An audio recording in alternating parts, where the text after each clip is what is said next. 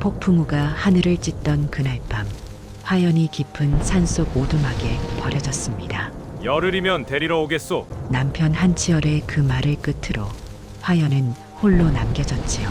열흘이 지나고 한 달이 지나도 한치열은 돌아오지 않았습니다. 기울어가던 집안을 일으켜 세운 조강지처였건만 이제 화연은 마을의 웃음거리가 되었지요. 불도 못 피우고 솥도 없고 도끼질하다 제 발등을 찍는 꼴을 보며 사람들은 손가락질했습니다. 저 꼴이니 버려질 만했지. 그 무렵 산속에서 말없는 나무꾼 정만을 만났습니다. 왜 버려졌는지 묻지 않았고 무엇을 잃었는지 캐묻지 않았지요. 다만 화연에게 한 가지만 말하였습니다. 살려거든 손부터 움직이시오. 그렇게 1년이 흘렀을 때 의부사들 한남수와 의붓딸 한연이가 산을 올라왔습니다. 아버지가 불태운 그것 내 머릿속에 다 들어있다며?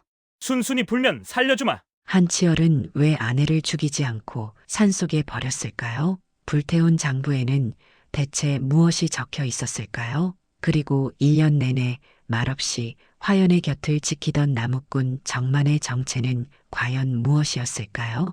시작 전 구독과 좋아요를 눌러주시면 엄청난 힘이 됩니다. 그럼 별별 야담 이야기 시작하겠습니다. 조선 중기 전라도 어느 고을에 한치열이라는 양반이 살았습니다. 42 먹은 사내로 겉으로 보기엔 단정하고 점잖았으나 속을 들여다보면 결단력이라곤 눈꽃만큼도 없는 위인이었지요. 말끝은 늘 흐리멍덩했고 눈빛은 이리저리 흔들렸습니다. 한치열에게는 전처 소생의 자식이 둘 있었어요. 22 먹은 장남 한남수와 20살 된 딸 한연이었지요. 전처가 병으로 세상을 떠난 뒤 한치열은 화연이라는 젊은 여인을 후처로 맞아들였습니다. 화연은 25해를 살아온 여인으로 절세미인까지는 아니었으나 보면 두 번은 돌아보게 되는 단정한 얼굴이었습니다. 피부가 희고 눈빛이 또렷했는데 고운 인상 속에 속내를 쉽게 드러내지 않는 깊은 눈을 가졌지요.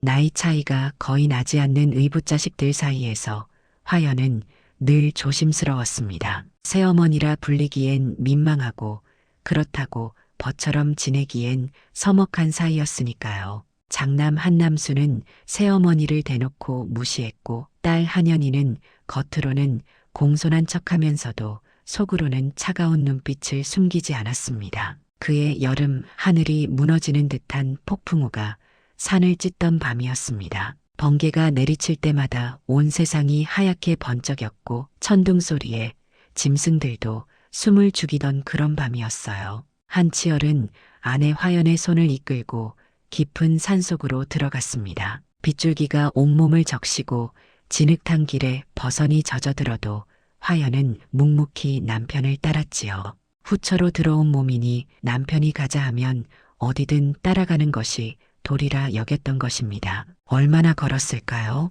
산중턱 허름한 오두막 앞에 다다랐을 때 화연은 처음으로 남편의 얼굴을 똑바로 쳐다보았습니다. 빗물에 젖은 한치열의 눈이 어둠 속에서 이상하게 흔들리고 있었어요. 무언가 말하려다 삼키고 또 말하려다 삼키는 그 모습이 화연의 가슴을 서늘하게 만들었지요. 서방님, 여기가 어딥니까? 화연이 물었으나 한치열은 대답 대신 오두막 문을 열었습니다. 안에는 며칠 버틸 양식과 이불 한 채가 놓여 있었어요. 미리 준비해둔 것이 분명했지요. 화연의 눈빛이 점점 차가워졌습니다. 이 폭풍우 속에, 이 깊은 산 속에 왜 자신을 데려온 것인지 그제야 어렴풋이 짐작이 되었던 것입니다. 열흘이면 데리러 오겠소. 한치열이 눈을 피한 채 중얼거렸습니다. 목소리가 떨리고 있었어요. 화연은 아무 말도 하지 않았습니다.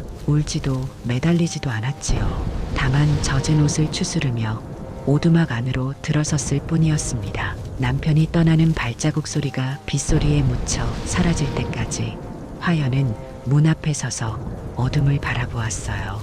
그날 밤 폭풍우는 더욱 거세졌습니다. 오두막 지붕 사이로 빗물이 새어들었고 바람이 문틈을 비집고 들어와 등잔불을 꺼뜨렸지요. 화연은 젖은 이불을 끌어안고 밤새 뜬 눈으로 지새웠습니다. 열흘이면 데리러 오겠다던 그 말이 귓가에 맴돌았어요. 하지만 화연은 이미 알고 있었습니다. 그 약속이 지켜지지 않으리라는 것을요. 남편의 흔들리는 눈빛과 떨리는 목소리가 모든 것을 말해주고 있었으니까요. 사흘이 지나고 닷새가 지났습니다. 열흘이 지나도 한치열은 오지 않았어요. 보름이 지나고 한 달이 되어도 산 아래에서 올라오는 발자국 소리는 들리지 않았지요. 양식은 바닥나기 시작했고 화연은 산나물을 뜯고 계곡물을 마시며 하루하루를 버텨야 했습니다. 그 무렵 산 아래 마을에는 흉흉한 소문이 퍼지기 시작했습니다. 한치열이 후처를 산속에 버렸다는 이야기였지요.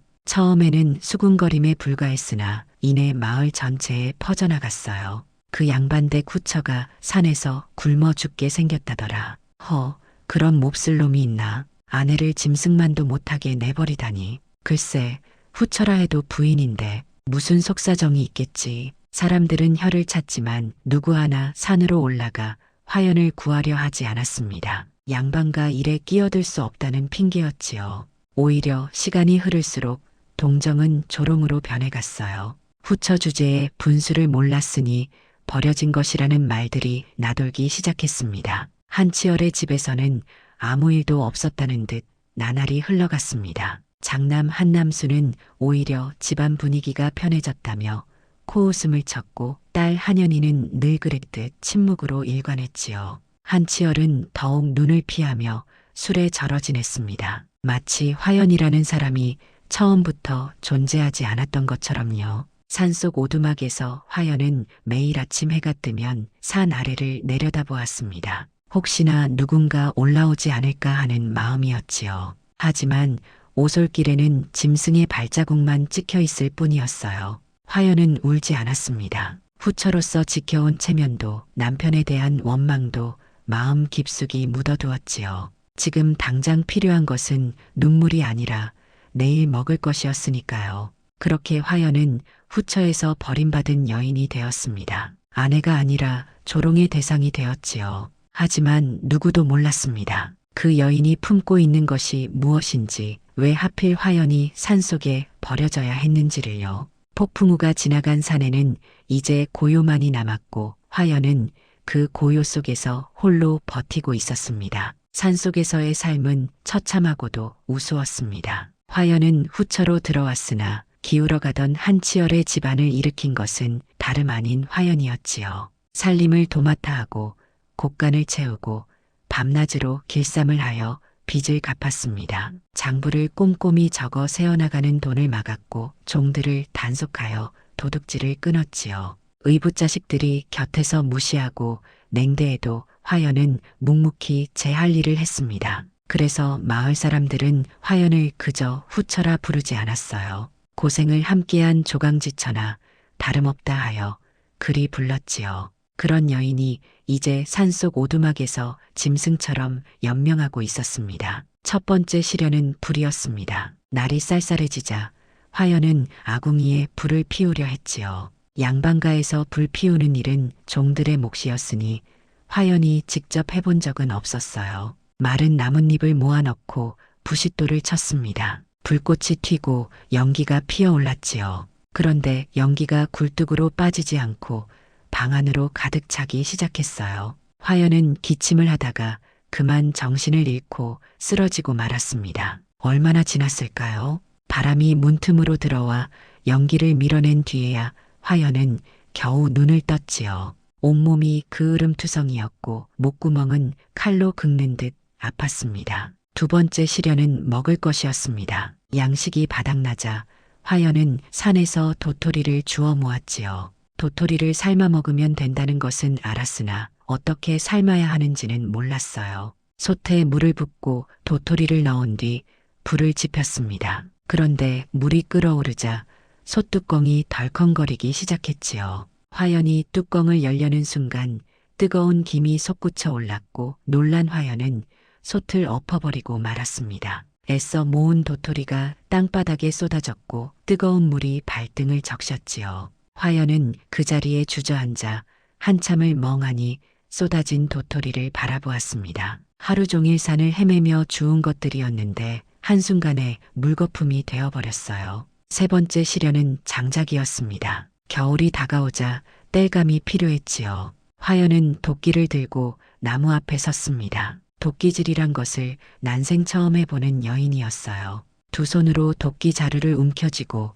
힘껏 내리쳤지요. 그런데 도끼가 나무에 박히는 대신 옆으로 튕겨나갔고 화연은 그만 도끼를 놓쳐버렸습니다. 도끼날이 발등을 스치며 지나갔지요. 피가 솟았습니다. 화연은 치마를 찢어 발을 동여맸으나 피가 쉽게 멈추지 않았어요. 절뚝거리며 오두막으로 돌아온 화연은 문지방에 걸터 앉아 피 묻은 발을 내려다보았습니다. 그 모습을 누군가 보고 있었습니다. 산 아래 마을에서 나무를 캐러 올라온 아낙네들이었지요. 그들은 숨어서 화연의 꼴을 지켜보다가 마을로 내려가 떠들어댔습니다. 그 양반댁 마님이 도끼질을 하다가 제 발등을 찍었다더라. 솥도 없고 불도 제대로 못 피운다던데.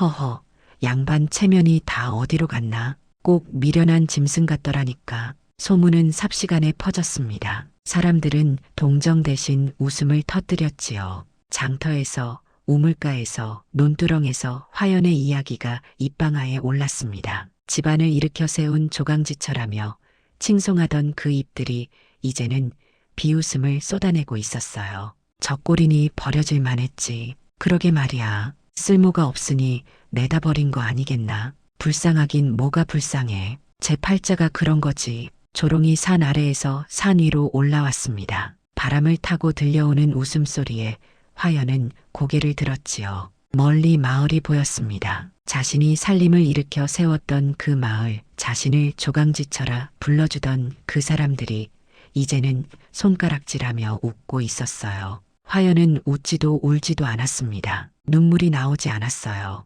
울 힘조차 바닥난 것인지 아니면 눈물로는 아무것도 해결되지 않는다는 것을 알기 때문인지 화연 스스로도 알 수 없었지요. 그날 밤 화연은 오두막 구석에 웅크리고 앉아 있었습니다. 다친 발이 욱신거렸고 빈속이 쓰렸지요. 양반과 부인으로서 지켜온 체면은 이미 산산이 부서졌습니다. 곱게 빗어올린 쪽머리는 헝클어져 풀어 헤쳐졌고 단정하던 옷은 찢어지고 더러워졌지요. 계곡물에 비친 제 얼굴을 보았을 때 화연은 스스로를 알아보지 못할 뻔했습니다. 광대뼈가 튀어나오고 눈밑이 꺼진 그 얼굴이 정녕 자신인가 싶었지요. 화연은 생각했습니다. 왜 자신이 여기에 있어야 하는지, 왜 버려져야 했는지를요. 하지만 생각한다고 답이 나오는 것은 아니었지요. 지금 당장 필요한 것은 내일 먹을 것이었고 겨울을 날 땔감이었으며 다친 발을 치료할 약이었습니다.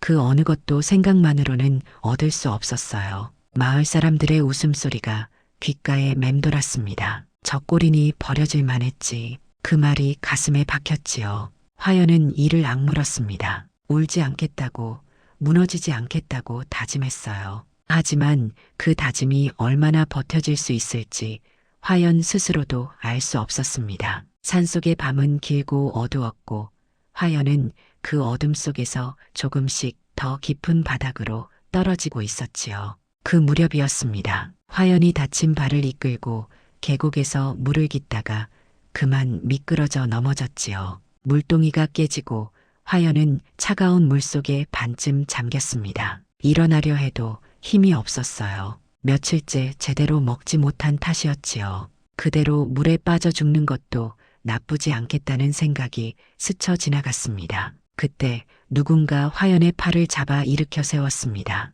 고개를 들어보니 30즈음 된 사내가 서 있었어요. 마른 체구의 단단한 몸, 말수가 적어 보이는 투박한 인상이었지요. 등에는 나무를 한 짐 지고 있었습니다. 나무꾼이었어요. 괜찮소? 사내가 물었습니다. 화연은 고개를 끄덕였지요. 사내는 더 묻지 않았어요. 왜 이 깊은 산속에 여인 혼자 있는지, 왜 이 꼴이 되었는지, 무엇을 잃었는지 아무것도 묻지 않았습니다. 그저 화연을 일으켜 세운 뒤 제 갈 길을 가려 했지요. 저기 화연이 불렀습니다. 사내가 멈춰 섰어요. 혹시 먹을 것이 있으면 조금만 나눠줄 수 있겠소? 부끄러운 말이었습니다. 양반과 부인이 초면의 사내에게 먹을 것을 구걸하다니요. 하지만 체면을 차릴 때가 아니었어요. 당장 내일을 버틸 수 없었으니까요. 사내는 잠시 화연을 바라보더니 품에서 주먹밥 2덩이를 꺼내 건넸습니다. 고맙소. 화연이 주먹밥을 받아들었습니다. 사내는 고개를 끄덕이고는 산길을 내려가기 시작했지요. 화연은 그 뒷모습을 바라보다가 주먹밥을 입에 넣었습니다. 눈물이 났어요. 밥알 하나하나가 목구멍을 타고 내려갈 때마다 눈물이 흘렀지요. 며칠 만에 먹는 제대로 된 음식이었습니다. 그 뒤로 사내는 가끔 화연의 오두막 근처를 지나갔습니다. 나무를 하러 산에 오를 때마다 들르는 것 같았어요. 올 때마다 주먹밥이나 감자, 산나물 같은 것을 두고 갔지요. 말은 거의 하지 않았습니다. 그저 물건을 두고 가거나 고개만 끄덕이고 떠났어요. 어느 날 화연이 물었습니다. 이름이 무엇이오? 정만이라 하오. 그것이 전부였지요. 정만은 더 말하지 않았고 화연도 더 묻지 않았습니다. 보름쯤 지났을까요? 화연의 발이 어느 정도 나았을 때 정만이 찾아왔습니다. 평소와 달리 빈손이었어요. 살려면 손부터 움직이시오. 정만이 말했습니다. 화연은 그 말뜻을 바로 알아들었지요. 언제까지 남에게 얻어먹고 살 수는 없다는 뜻이었어요. 화연은 고개를 끄덕였습니다. 그날부터 화연의 삶이 달라졌습니다. 정만은 화연에게 산에서 살아가는 법을 가르쳐 주었어요. 물을 깃는 법, 나무를 나르는 법, 불을 제대로 피우는 법, 도토리 떫은 맛을 빼는 법을 하나하나 알려주었지요. 말은 여전히 적었습니다. 필요한 것만 짧게 말하고 직접 보여주었어요. 화연은 배웠습니다. 손에 물집이 잡히고 터져도 배웠지요. 허리가 끊어질 듯 아파도 배웠습니다. 양반과 부인으로서의 체면 따위는 이미 버린 지 오래였어요. 살아남는 것이 먼저였으니까요. 한 달쯤 지나자 화연은 혼자서도 어느 정도 산속 생활을 해낼 수 있게 되었습니다. 그 무렵 정만이 말했어요. 장터에 가시오. 허드렛 일이라도 하면 돈이 되오. 화연은 처음으로 산 아래 장터에 내려갔습니다. 사람들의 시선이 따가웠지요. 수군거림이 들렸어요. 저 여인이 버려진 후처라더라. 산에서 거지꼴로 살고 있다더라. 화연은 못 들은 척했습니다. 이를 악물고 장터를 돌아다니며 일거리를 찾았지요. 처음에는 아무도 화연에게 일을 주려 하지 않았습니다. 양반과 부인이 무슨 일을 할 수 있겠냐며 코웃음을 쳤지요. 하지만 화연은 포기하지 않았어요. 물건을 나르고 좌판을 정리하고 바닥을 쓸었습니다. 품삯은 겨우 좁쌀 한 줌이었지만 화연은 불평하지 않았지요. 정만은 가끔 장터에서 화연을 멀리서 지켜보았습니다. 아는 척하지는 않았어요. 그저 묵묵히 바라보다가 제 일을 하러 갔지요. 화연도 그것을 알았지만 모른 척했습니다. 서로 말하지 않아도 통하는 것이 있었어요. 이제 화연은 양반가의 부인이 아니었습니다. 누군가에게 보호받는 존재도 아니었지요. 스스로 벌어먹고 스스로 살아가야 하는 한 사람의 인간이 되었습니다. 손은 거칠어졌고 얼굴은 햇볕에 그을렸지요. 하지만 눈빛만은 여전히 또렷했어요. 아니, 오히려 예전보다 더 깊어진 것 같았습니다. 정만은 여전히 말이 없었습니다. 하지만 화연은 알았지요. 이 투박한 사내가 자신을 살렸다는 것을요. 먹을 것을 주고 살아가는 법을 가르쳐주고 일자리를 알려준 것은 모두 정만이었습니다. 왜 그러는지는 묻지 않았어요. 정만이 화연에게 아무것도 묻지 않았던 것처럼요. 산속의 가을이 깊어가고 있었습니다. 나뭇잎이 붉게 물들고 아침 저녁으로 서리가 내렸지요. 화연은 이제 겨울을 날 준비를 하고 있었습니다. 혼자 힘으로요. 기괴하고도 우스운 일상이 이어졌습니다. 화연은 장터에서 허드렛 일을 하며 하루하루를 버텼고 정만은 여전히 산에서 나무를 해다 팔았지요. 둘은 가끔 장터에서 마주치면 고개만 끄덕이고 스쳐 지나갔습니다. 남들이 보기엔 아무 사이도 아닌 것처럼요. 그러던 어느 날이었습니다. 장터 한쪽에서 소란이 벌어졌지요. 포목전 주인과 손님이 다투고 있었어요. 분명 20필을 샀는데 왜 15필값만 받았다고 하시오? 무슨 소리요? 나는 분명히 20필 값을 다 받았소. 두 사람이 언성을 높이며 실랑이를 벌였습니다. 구경꾼들이 몰려들었지요. 화연도 그 틈에 서서 지켜보고 있었어요. 그때 포목전 주인이 장부를 펼쳐 들었습니다. 여기 보시오. 내 장부에 분명히 적혀 있어. 화연의 눈이 장부 위를 스쳤습니다. 그 순간 화연의 입에서 중얼거림이 새어나왔지요. 틀렸구나. 저 장부 앞장에 적힌 것과 맞지 않아. 옆에 있던 사람이 화연을 돌아보았습니다. 뭐라고 했소? 화연은 입을 다물었어요. 하지만 이미 늦었지요. 주변 사람들이 화연을 쳐다보기 시작했습니다. 저 여인이 뭘 안다고 저러나. 버려진 후처 아니오? 미쳤나 보오. 웃음소리가 터져나왔습니다. 화연은 고개를 숙이고 그 자리를 피했지요. 하지만 화연의 말은 사실이었어요. 포목전 주인의 장부에는 분명히 오류가 있었습니다. 앞장의 합계와 뒷장의 2월 금액이 맞지 않았지요. 화연은 그것을 한눈에 알아본 것이었습니다. 사실 화연에게는 남들이 모르는 재주가 있었어요. 한 번 본 숫자나 글자를 잊지 않는 것이었지요. 한치열의 집에서 살림을 맡았을 때 화연은 모든 장부를 머릿속에 담아두었습니다. 어느 해 어느 달에 쌀이 얼마나 들어왔고 돈이 얼마나 나갔는지 전부 기억하고 있었지요. 산속에 버려지기 전날 밤 한치열이 급히 불태워버린 그 장부의 내용까지도요.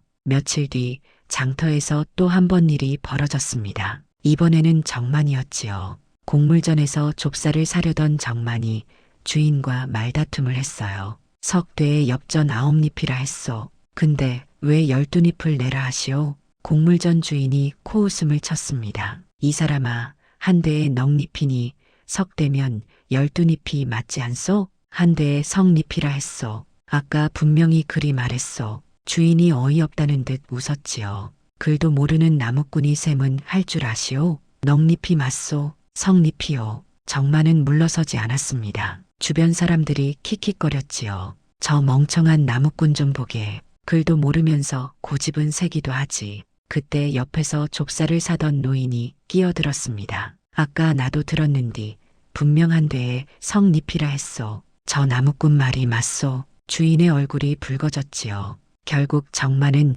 9잎만 내고 좁쌀석 되를 받아갔습니다. 사람들은 여전히 웃었어요. 운이 좋았을 뿐이라며요. 하지만 이상한 일이었지요. 정만은 글을 모른다 했으나 셈에서 한 번도 틀린 적이 없었습니다. 장터에서 나무를 팔 때도 물건을 살 때도 언제나 정확했어요. 누가 속이려 들어도 정만은 귀신같이 알아챘지요. 그 무렵부터 사람들 사이에 이상한 말이 돌기 시작했습니다. 그 버려진 후처 말이요. 가끔 혼잣말로 숫자를 중얼거린다더라. 미쳤나 보지. 불쌍하기도 하지. 저 나무꾼도 이상하오. 글은 모르면서 셈만 귀신같이 하니 둘이 어울려 다니던데 미친 부인과 멍청한 나무꾼이 짝이 됐구먼. 장터 사람들은 킥킥거리며 수군댔습니다. 화연과 정만을 우습게 보았지요. 버려진 여인과 무식한 나무꾼이 뭘 할 수 있겠냐며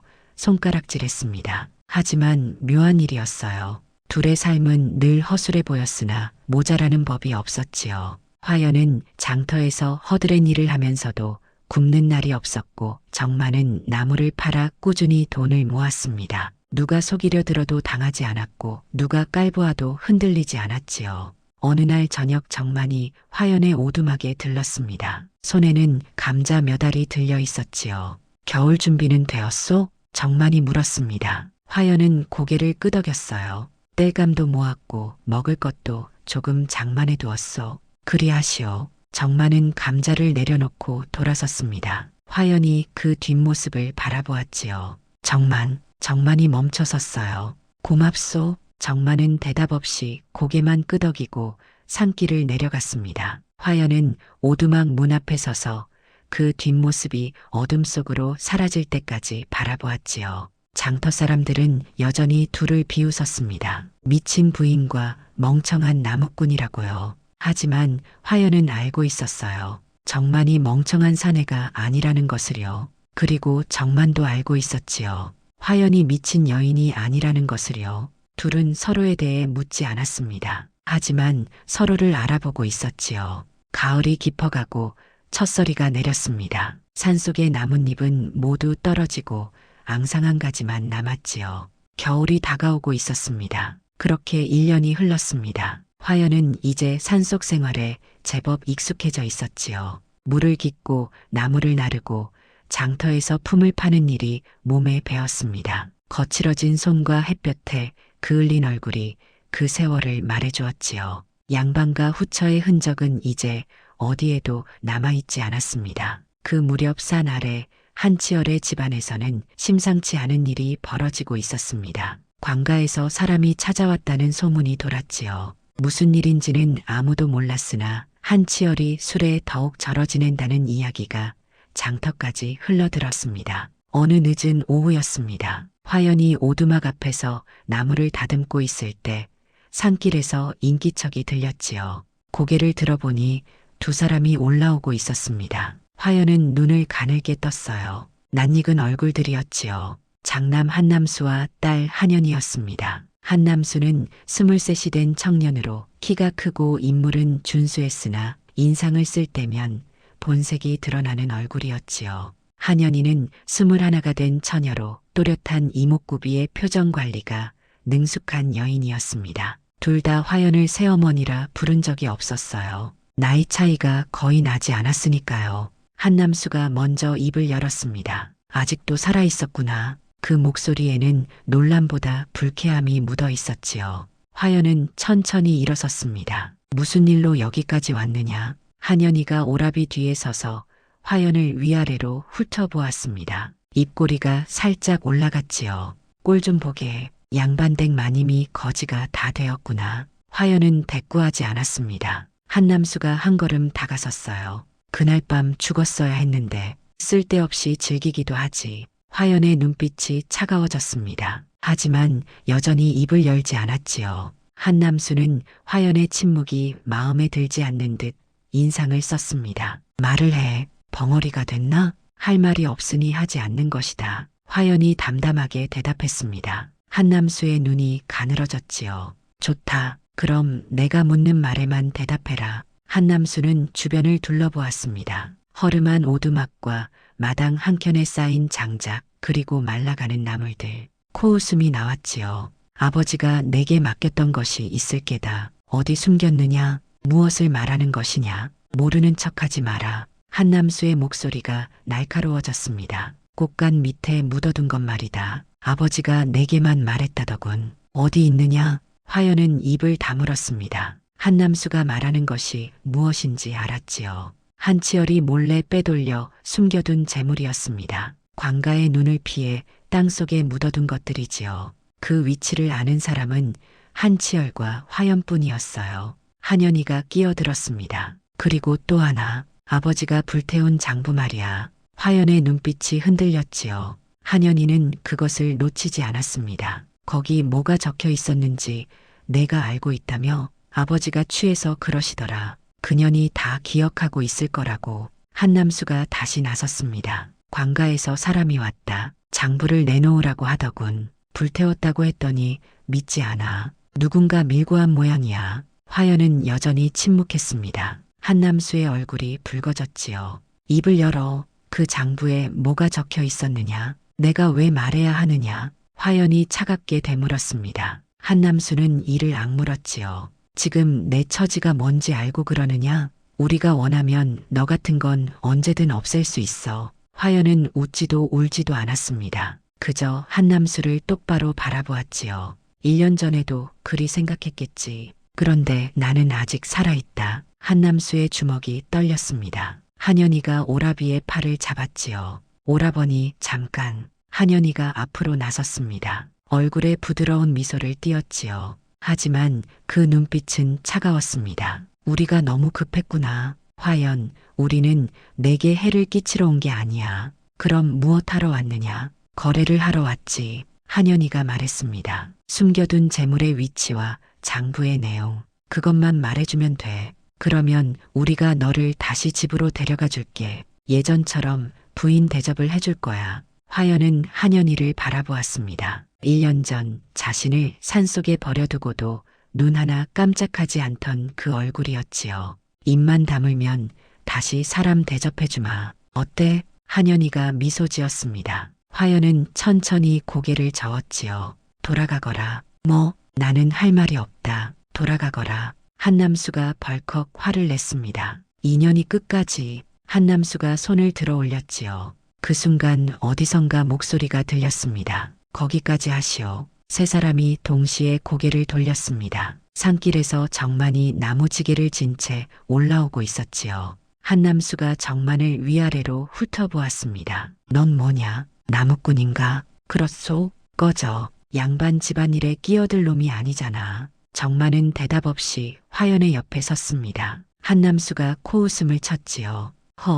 이것 봐라. 버려진 년이 벌써 사내를 꼬셨구나. 한연이가 킥킥 웃었습니다. 정만은 여전히 말이 없었어요. 다만 한남수를 똑바로 바라보고 있었지요. 그 눈빛에 한남수가 슬쩍 뒷걸음질 쳤습니다. 좋다. 오늘은 이만 가지. 하지만 기억해둬라. 한남수가 화연을 노려보았습니다. 우리가 원하는 걸 말하지 않으면 다음에는 이 나무꾼도 못 막아. 알아들었느냐? 한남수와 한연이가 산길을 내려갔습니다. 화연은 그 뒷모습이 사라질 때까지 바라보다가 한숨을 내쉬었지요. 정만이 조용히 물었습니다. 괜찮소? 괜찮습니다. 화연이 대답했습니다. 하지만 손끝이 미세하게 떨리고 있었지요. 정만은 그것을 보았으나 아무 말도 하지 않았습니다. 다만 묵묵히 화연의 곁에 서 있었지요. 해가 산 너머로 넘어가고 있었습니다. 어둠이 밀려오고 있었지요. 화연은 알고 있었습니다. 이것이 끝이 아니라는 것을요. 며칠 뒤 한남수와 한연이가 다시 찾아왔습니다. 이번에는 하인 둘을 데리고 왔지요. 화연은 오두막 앞에서 빨래를 널다가 그들을 보았습니다. 도망칠 생각은 하지 않았어요. 도망친들 어디로 가겠습니까? 화연은 빨래를 마저 널고 천천히 돌아섰지요. 한남수가 성큼성큼 다가왔습니다. 생각해봤느냐? 무엇을 말이냐? 숨겨둔 것의 위치와 장부 내용 말이다. 말하면 살려주마. 화연은 한남수를 멍하니 바라보았습니다. 그리고 고개를 갸웃거렸지요. 장부가 뭐였더라? 한남수의 눈이 가늘어졌습니다. 그 두꺼운 책 말이냐? 서방님이 불에 태우셨지. 나는 거기 뭐가 적혀 있었는지 모른다. 한남수가 코웃음을 쳤습니다. 거짓말 마라. 아버지가 분명히 말씀하셨다. 내가 그 장부를 달달 외우고 있다고. 내가 글을 읽을 줄이나 알아야지. 화연이 어리둥절한 표정을 지었습니다. 한연이가 끼어들었지요. 오라버니, 인연이 우리를 놀리는 거야. 아니, 정말 모른다니까. 화연은 손사래를 쳤습니다. 눈빛이 흐리멍덩해 보였지요. 그 장부에 뭐가 있었더라? 쌀이 얼마 들어오고 나갔다는 것 아니었나? 기억이 안 나네. 한남수가 한 걸음 다가섰습니다. 숨겨둔 재물은 어디 있느냐? 곳간 밑이라 했지? 곳간 밑? 그게 어디더라? 화연이 손가락을 꼽기 시작했습니다. 뒷산 소나무 아래였나? 아니다. 대나무 숲이었던가? 그도 아니고 감나무 옆이었나? 한연이가 발을 굴렀습니다. 지금 장난하는 거야? 장난이 아니라 정말 기억이 안 난다니까. 1년이나 지났는데 내가 어찌 기억하겠느냐. 화연은 눈을 껌뻑이며 어리숙한 표정을 지었습니다. 한남수가 이를 악물었지요. 좋다. 그럼 다시 물어보마. 장부에 적힌 쌀거래 내역, 관가에 신고하지 않은 것이 얼마나 되느냐? 쌀거래? 우리 집에서 쌀거래를 했었나? 화연이 고개를 갸웃거렸습니다. 했지. 했는데 얼마였더라? 10섬이었나? 아니다. 20섬이었던가? 한남수의 얼굴이 붉어졌습니다. 실제로 장부에 적힌 양은 수백 섬이 넘었지요. 화연이 일부러 엉뚱한 숫자를 대고 있다는 것쯤은 알 수 있었습니다. 인연이 끝까지 발뺌을 하는구나. 한남수가 소리쳤습니다. 화연은 움찔하지 않았어요. 다만 더욱 어리숙한 표정을 지으며 말했지요. 발뺌이 아니라 정말 모르는 거다. 내가 바보라서 그런가 보다. 머리가 나빠서 기억을 못하겠다. 한연이가 화연을 째려보았습니다. 산속에서 혼자 살다 보니 정말 미쳐버린 모양이구나. 그런가 보다. 나도 내가 왜 이러는지 모르겠다. 화연은 해에 웃어 보였습니다. 그 웃음이 너무나 어리석어 보여서 한남수는 오히려 기가 막혔지요. 역시 버려질 만한 계집이로군. 한남수가 냉소를 흘렸습니다. 아버지가 왜 이런 년을 산속에 버렸는지 이제 알겠다. 쓸모도 없고 머리도 나쁘고 그냥 굶어 죽게 내버려뒀어야 했는데. 한현이가 코웃음을 쳤습니다. 오라버니, 인연한테서 뭘 얻어내려 해도 소용없겠어. 진짜 바보가 됐나 봐. 화연은 고개를 숙이고 있었습니다. 어깨가 축 처져 있었고 눈빛은 흐릿했지요. 누가 보아도 정신이 온전치 못한 여인의 모습이었습니다. 한남수가 하인들을 돌아보았습니다. 오두막을 뒤져라. 뭔가 숨겨둔 게 있을지 모른다. 하인들이 오두막 안으로 들어갔습니다. 소틀없고 이불을 헤집고 마루를 뜯었지요. 하지만 아무것도 나오지 않았습니다. 나올 리가 없었어요. 화연에게는 숨겨둘 것이 아무것도 없었으니까요. 한남수가 혀를 찼습니다. 쓸데없이 시간만 낭비했군. 한현이가 화연을 내려다보았습니다. 땅바닥에 주저앉아 멍하니 허공을 바라보는 그 모습이 한심해 보였지요. 저 꼴 좀 봐. 양반댁 마님이 거지보다 못하게 됐네. 가자. 더 있어봐야 얻을 게 없다. 한남수가 돌아섰습니다. 한현이도 따라 돌아섰지요. 하인들이 뒤따랐습니다. 그래도 계속 지켜봐야겠어. 혹시 거짓말인지도 모르니까. 한현이가 중얼거렸습니다. 한남수가 코웃음을 쳤지요. 저 꼴로 무슨 거짓말을 하겠어. 진짜 미쳐버린 거야. 그들이 산길을 내려가는 소리가 점점 멀어졌습니다. 화연은 여전히 땅바닥에 주저앉아 있었지요. 멍한 표정 그대로였습니다. 한참이 지났습니다. 발자국 소리가 완전히 사라졌을 때 화연은 천천히 고개를 들었지요. 그 눈빛이 달라져 있었습니다. 흐리멍덩하던 눈에 차가운 빛이 서려 있었어요. 화연은 입술을 깨물었습니다. 피가 배어 나왔지요. 바보인 척, 미친 척, 기억을 잃은 척, 그것만이 살 길이었습니다. 한남수와 한현이가 원하는 것을 말해버리면 화연은 그날로 끝이었지요. 입막음을 당할 것이 뻔했으니까요. 화연은 허물어진 오두막을 바라보았습니다. 하인들이 뒤져놓은 자리가 엉망이었지요. 천천히 일어나 흩어진 물건들을 주워 담기 시작했습니다. 이 순간 화연은 가장 낮은 바닥에 서 있었습니다.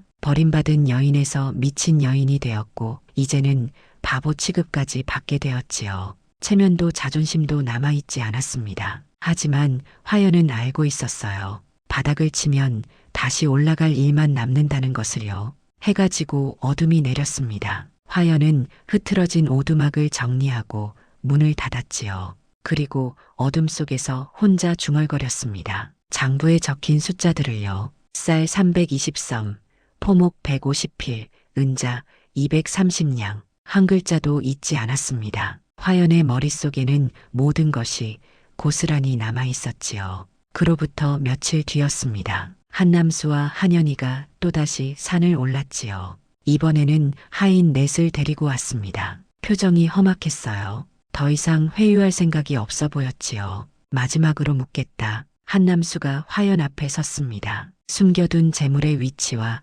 장부 내용을 말해라. 그러면 목숨만은 살려주마. 화연은 여전히 멍한 표정이었습니다. 입을 열어 또다시 엉뚱한 소리를 하려는 순간이었지요. 이제 그만하셔도 됩니다. 낯익은 목소리가 들렸습니다. 정만이었어요. 산길에서 나타난 정만은 평소와 달랐습니다. 나무지게 대신 허리에 칼을 차고 있었고 투박한 나무꾼의 옷 대신 관복을 입고 있었지요. 한남수가 눈을 크게 떴습니다. 뭐야 내 놈은? 정만이 품에서 무언가를 꺼내 들었습니다. 관인이 찍힌 패였지요. 나는 관아에서 파견된 설이 정만이요. 한치열 일가의 재산 은닉과 불법 거래를 추적해온 지 어언 2년이 되었소. 한남수의 얼굴이 하얗게 질렸습니다. 한현이가 비명을 질렀지요.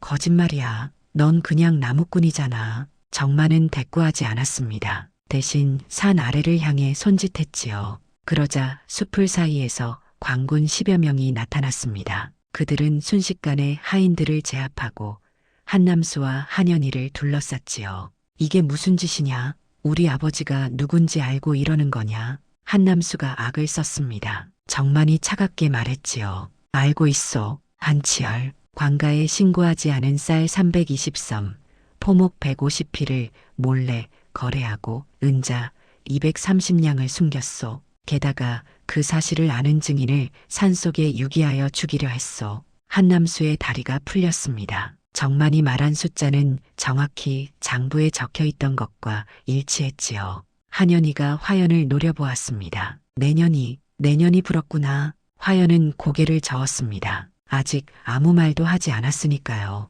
정만이 화연을 바라보았지요. 이제 말씀하셔도 됩니다. 기억하고 계신 것 전부를요. 화연은 천천히 입을 열었습니다. 흐리멍덩하던 눈빛이 또렷하게 빛났지요. 경인년 정월부터 계묘년 섣달까지 쌀 320섬을 관가에 신고하지 않고 몰래 팔았다. 그중 150섬은 전주 김상단에, 170섬은 남원 박상단에 넘겼다. 포목 150필은 한양 최주사에게 뇌물로 바쳤고 그 대가로 세금 감면을 받았다. 한남수의 얼굴이 흙빛으로 변했습니다. 화연은 계속 말했지요. 은자 230냥은 곡간 뒤편 대추나무 아래 석자 깊이에 묻어두었다. 그 위치를 아는 사람은 서방님과 나뿐이었다. 한현이가 주저앉으며 울부짖었습니다. 거짓말이야. 전현이 지어낸 거야. 정만이 고개를 저었지요. 거짓이 아니오. 우리는 이미 대추나무 아래를 파보았소.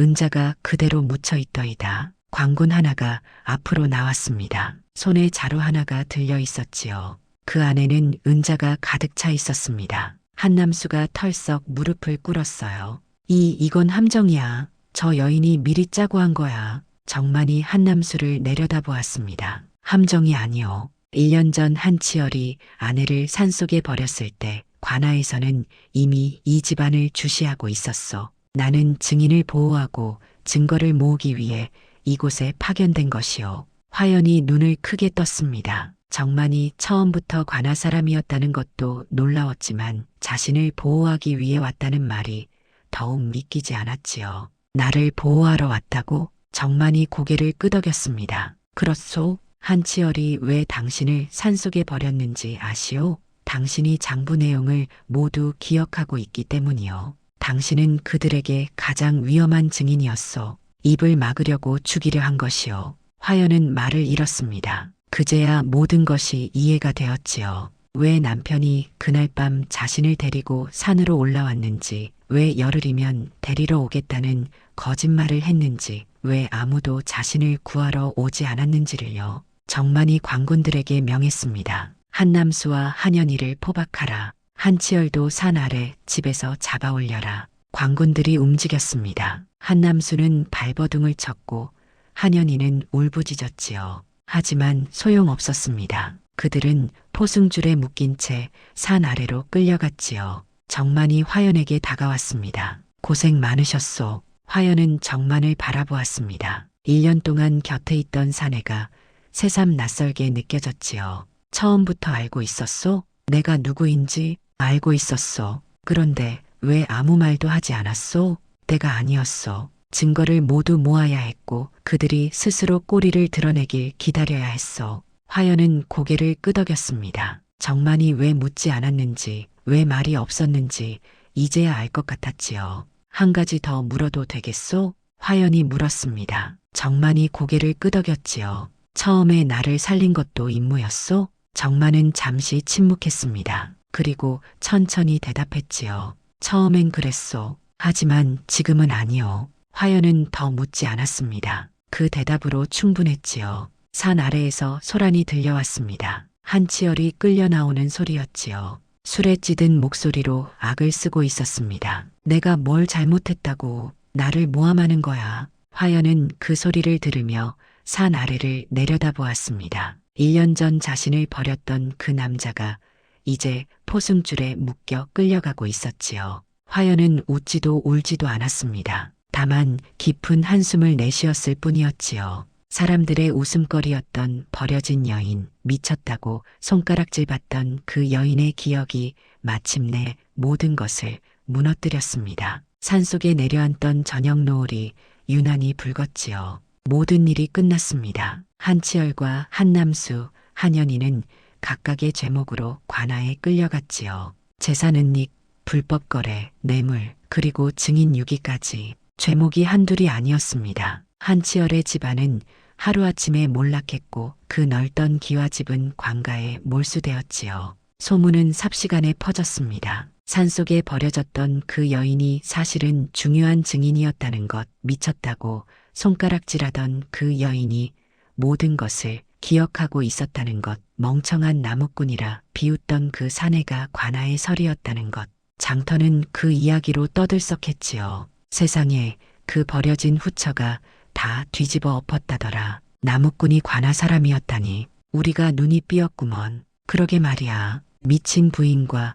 멍청한 나무꾼이라고 웃었는데 사람들은 고개를 절레절레 흔들었습니다. 자신들이 비웃고 손가락질하던 그 두 사람에게 완전히 속아 넘어간 것이었지요. 며칠 뒤 화연이 장터에 나타났습니다. 예전처럼 허드렛 일을 하러 온 것이 아니었어요. 그저 필요한 물건을 사러 온 것이었지요. 사람들이 화연을 둘러쌌습니다. 부인, 한 가지만 여쭤도 되겠소? 나이 지긋한 노인이 물었습니다. 화연이 고개를 끄덕였지요. 왜 그 바닥까지 내려가셨소? 관아에 먼저 고하면 될 일을 왜 그리 고생을 하셨소? 화연은 잠시 생각에 잠겼습니다. 그리고 천천히 입을 열었지요. 높은 자리에 있을 땐 세상이 보이지 않더이다. 사람들이 귀를 기울였습니다. 양반과 부인으로 살 때는 누가 진심이고 누가 거짓인지 알 수 없었지요. 모두가 웃으며 고개를 숙였으니까요. 하지만 바닥에 내려와서야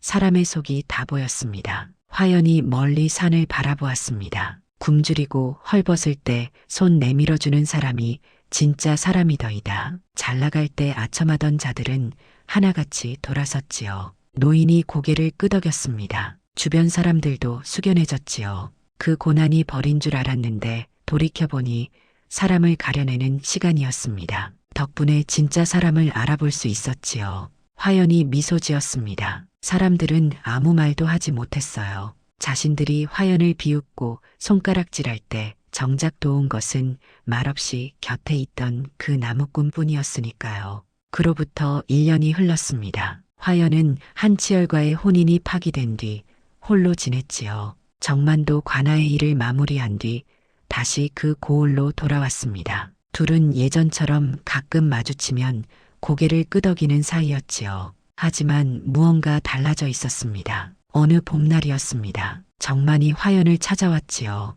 손에는 작은 보따리 하나가 들려 있었습니다. 혼례를 올리고 싶소. 정만이 말했습니다. 여전히 말수가 적었지요. 화연은 정만을 바라보았습니다. 나는 버려진 여인이요. 소문도 좋지 않고 알고 있소. 그래도 괜찮겠소? 괜찮소. 그것이 전부였지요. 긴 말이 필요 없었습니다. 화연은 고개를 끄덕였어요. 혼례는 조용히 치러졌습니다. 요란하지도 화려하지도 않았지요. 큰 잔치도 없었고 많은 하객도 없었습니다. 다만 서로를 속이지 않는 사람 둘이 부부의 연을 맺은 것이었지요. 마을 사람 몇몇이 와서 축하를 건넸습니다. 이번에는 사람 잘 만났구나. 노인이 화연에게 말했습니다. 화연이 웃었지요. 그러게요. 이번에는 사람을 제대로 보고 만났습니다. 정만은 여전히 말이 없었습니다. 하지만 화연의 손을 꼭 잡고 있었지요. 그 손이 따뜻했습니다. 혼례를 마친 뒤 둘은 산 아래 작은 집에서 살림을 시작했습니다. 정만은 관아 일을 그만두고 다시 나무를 했지요. 화연은 장터에서 작은 장사를 시작했습니다. 넉넉하지는 않았으나 모자라지도 않았어요. 둘이 함께하니 그것으로 충분했지요. 가끔 사람들이 물었습니다. 양반과 부인이었다가 나무꾼의 아내가 되었으니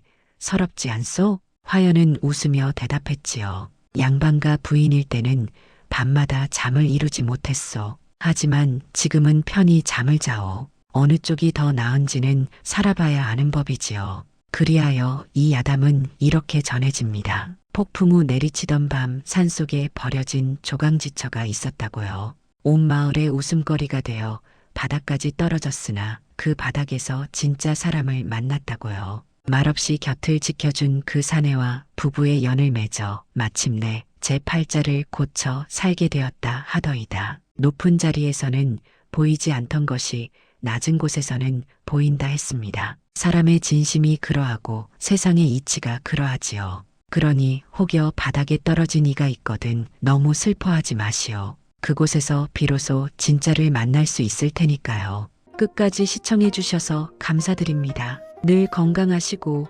다음 이야기에서 또 뵙겠습니다.